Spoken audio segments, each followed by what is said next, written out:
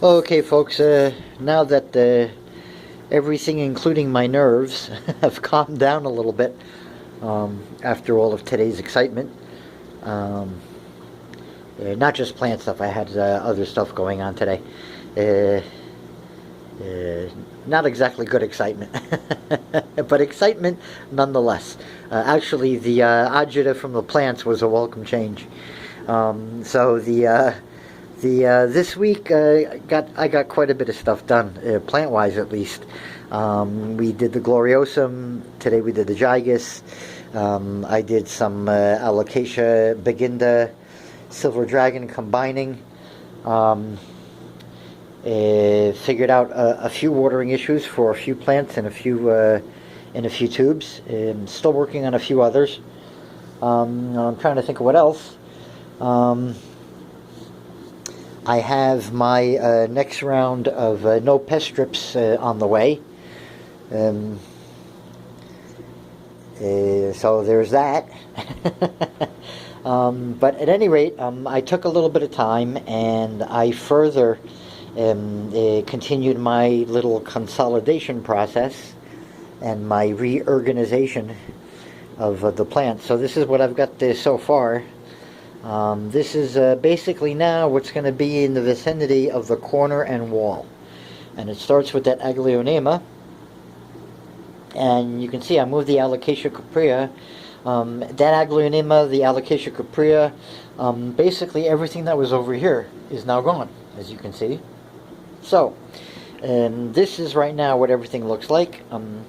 We still have the avocado and the peppers. And I will show you the peppers. If I can find, yeah, there we go. That is an inch long baby green bell pepper.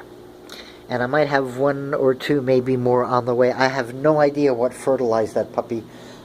It must have been a fungus gnat. Unless they can produce a fruit without fertilizing. And you get just a seedless pepper. I have no idea. But I've been seeing some of the flowers closing up in the evening, and they look like they have the shape of a pepper when the petals close back up, which is also kind of cool, but misleading, because when they open, you see that there's still a flower. But I think it's actually pretty cool. Yeah, it's also a very, very nice looking plant. I mean, the leaves have like an almost purplish sheen to the green. I don't know if the camera, this phone, picks it up or not, but it's a very, very nice looking little plant. And plus it gives you, a tasty fruit vegetable. I think they should make a new class of plant, a new thing, classification for peppers and tomatoes. There's that old argument. Is a tomato a fruit or a vegetable? And they should just call them fruitables. Or vegetutes. So, yeah, I think I mean, this to me is a fruit.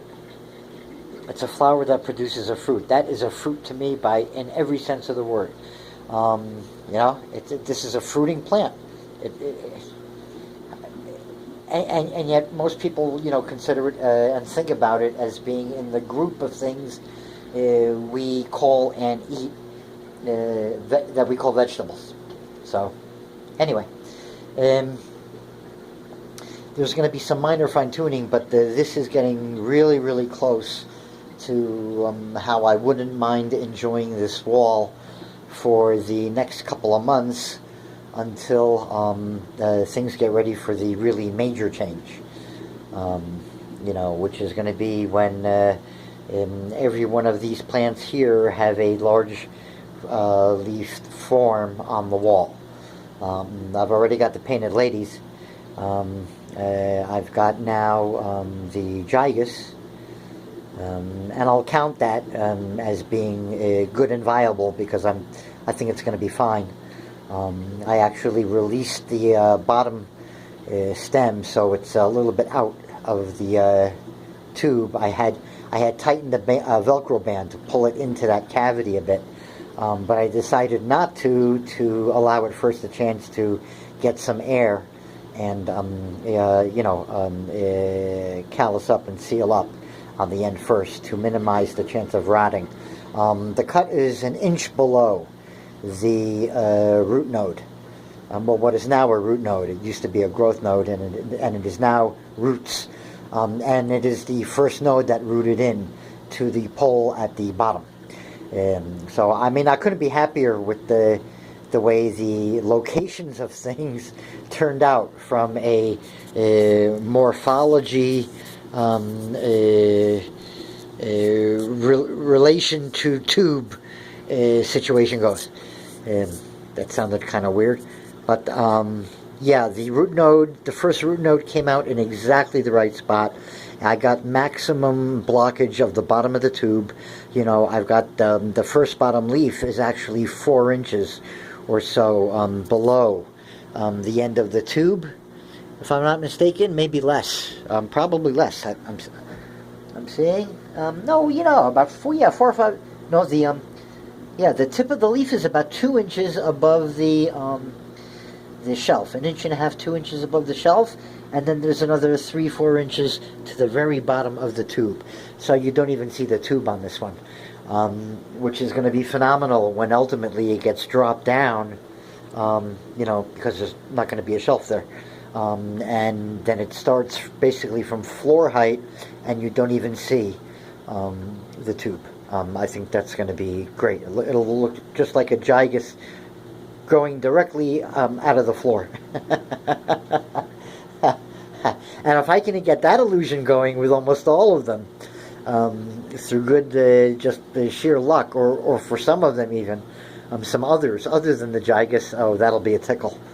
Okay, so on the bottom here we've got the, for now anyway, the Aglionema, the red cuprea, the Alocasia cuprea red secret, the rattlesnake calathea or Gapertia, that panther might get moved in with the other Diefenbachias in the workroom. Here is the silver sword, the ornata, and the medallion, all here, and the other ornata all here mixed up. And I don't mind the 2 ornatas being this close because there's good, different foliage between them. I think it's a nice. It's a little tight as a group of plants. Ideally, I would have them spread out a bit more, and I may still do that. I can still slide a few things this way. So the coleus can all be in the front, in the very front, no matter what. But I like, I'm still keeping with, I really like the Scindapsus there. I had it there before. I'm going to keep it here. And I like that panther there. The Tradescanthia. The only thing that's really bugging me right now is I have too many silver dragons on the floor. I really want to get them, for sure, elevated onto the shelf for the time being until they get foliage. Now, bear in mind that everything that you see below the shelf is going to get pushed a foot closer, basically, towards the wall. Okay, because all of these poles here that are right now butted up against the shelf, right there, are going to be on the wall. And at some point, I may even cheat. Once enough of these are done, and I have space to drop the sawtooths. Once I have the Pink Princess and the Silver Sword done, and I end up with a large leaf situation up on the wall, like the gigas, then I will probably start dropping the sawtooths to take their place as they get moved into another room. So, yeah, things are going to change here quite drastically and dramatically again. But that's really going to be a bit of a while from now. I will show again I might have shown it in the previous video. I can't remember. There is the first spot of variegation I'm seeing on the newly unfurling Ring of Fire leaf, and I can't wait to see how large it is and what other surprises it may have as it unravels. And I am now watering these guys like nobody's business, and for the first time I'm actually seeing just a little bit of water collecting in the saucers, which I'm going to leave because even with water in the saucers, they're air gapped. There's a solid 2-inch layer of leca and a 1-inch layer of horticultural pumice inside those pots, and then the media, which is a semi-continuation of the leca and the pumice, but just mixed in with a whole bunch of other stuff, including but not limited to small grain horticultural charcoal and earthworm castings, both of which have probably used up their initial primary function. The charcoal has probably stopped absorbing whatever it can absorb and absorb into and onto itself, but they still function as excellent substrates and houses for other things such as root hairs and microscopic organisms. So that's all good. And then, you know, the worm castings, ultimately, all of the fines periodically get sifted out of the potting media. And while it's relevant to me as potting media, ultimately there's going to be more sphagnum moss in this room, excuse me, than I think there is going to be a potting soil mix of whatever type in this room. It's going to be mostly tubes of moss. But this is the temporary cover arrangement we have so far, and that the whole purpose of that shelf is basically to allow me to cheat and have a 4-foot high column of plants when my tallest plant is only just barely 3 feet high. That's really the only reason I've done it this way, with these sawtooths positioned where they are at my belly button level. So yeah, it's all going to change. The sawtooths are going to be the thing that juts out the most from the wall, and everything else is going to be narrower profile than the sawtooths. I'm planning, and then between the sawtooths and maybe in front of them, or maybe in front of what's between them, is going to go all of that bottom row stuff. That's going to be the fill for between the sawtooths. It should end up looking like gangbusters. It should be really, really nice. And right now I don't think it's all that shabby. I got a little bit darker here than I wanted, but I'll just have to deal with that. I might swap the Gapertias. I might put the Ornata behind the medallion once the peppers are done, because the Ornata, as I understand it, can hit like 3 feet tall. So again, we'll see. It's all played by ear. There is no, and here go my lights.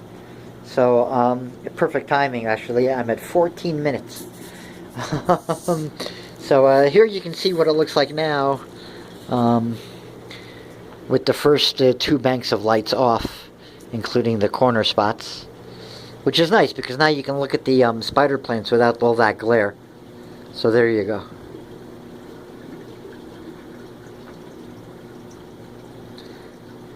And maybe next time I'll focus on all the coleus. Okay, folks. There you go. We'll stop with the look on the gigas and the gloriosum.